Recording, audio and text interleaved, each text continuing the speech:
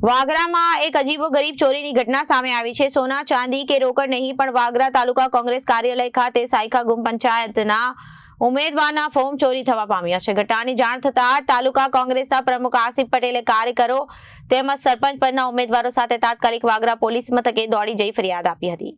સમગ્ર બનાવ અંગે વાગરા તાલુકા કોંગ્રેસ સમિતિના પ્રમુખ આસિફ પટેલનાએ મીડિયા સમક્ષ માહિતી આપતા જણાવ્યું હતું કે સવારે 10 કલાકે મને જાણ થઈ કે વાગરા સ્થિત મારા વાગરા કાર્યાલયમાંથી સાયખા ગ્રામ પંચાયતના સરપંચના ઉમેદવાર દિનેશભાઈ રાઠોડે ઉમેદવારી ફોર્મ ભર્યું હતું અને તે ફોર્મ કાર્યાલયમાં મૂકેલું હતું।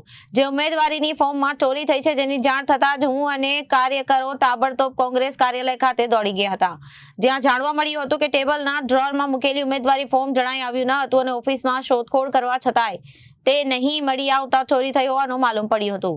જેથી મેં સાયખા ગ્રામ પંચાયતના સરપંચ પદના ઉમેદવાર દિનેશભાઈ રાઠોડ તેમજ એમને કાર્યકરો સાથે વાગરા પોલીસ મથકે જઈ ફરિયાદ આપી હતી।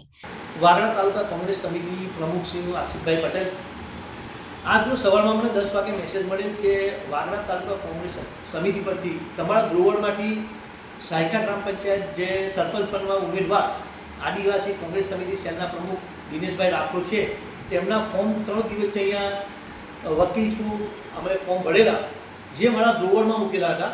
એ સવારે 10 વાગે મારી પર ફોન આવ્યો, ટેલિફોનિક જાણ થઈ કે આસિફભાઈ ફોર્મની ચોરી થઈ ગઈ છે અને એ ફોર્મ આજ રોજ 11 થી 3 માં જમા કરાવવાના હતા। તો અમે તાત્કાલિક વાગરા કોંગ્રેસ સમિતિ પર આવ્યા, તપાસ કરતા કોઈ જગ્યાએ ફોર્મ મળી આવેલા ન હતા। તો અમે તાત્કાલિક વાગરા પોલીસ સ્ટેશન જાણ કરી અને એમને પોતાની તપાસ ચાલુ કરી દીધી છે। પણ જે કોઈ કૃત્ય કર્યું એ સારું કૃત્ય નથી કરેલું। આ લોકશાહીનો પર્વ છે। ગ્રામ પંચાયત સરપંચની ચૂંટણી એક લોકશાહીનો પર્વ કહેવાય છે। વોટ એવર જે કંઈ કહ્યું કે જેને કહ્યું તે અમને ખ્યાલ નથી, અમે કોઈ નામ પણ નથી લેતા, પણ અમે આજ રોજ નવા ફોર્મ કલેક્ટ કરી અને નવા ફોર્મ સાયખા સરપંચના ઉમેદવાર અને સભ્યોના ઉમેદવારના સબમિટ કરી આપે છે।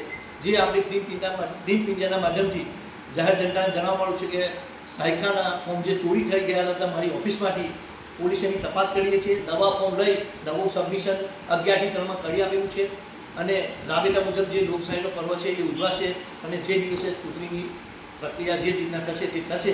બસ આટલું તમારા પ્રિન્ટ મીડિયાની સર્વે તાલુકાના સમિતિના સભ્યો મેમ્બરો કે જે કંઈ ગામમાં જે લોકોની ખોટી વાત હોય કે ભાઈ ફોર્મ નથી ભરાયું સાયખા પંચાયતનું ચોરી થઈ ગયા, પણ નવા ફોર્મ લઈ નવા 3 કલાકમાં અમે નવા જ ફોર્મ લીધા, નવા કલેક્ટ કરી, નવા એડવોકેટની સલાહ લાવી ફોર્મ ભરી અને સબમિટ કરી દીધા છે। તેના સમય માટે અમે બધું જ કામ પૂરું કરાવેલ છે।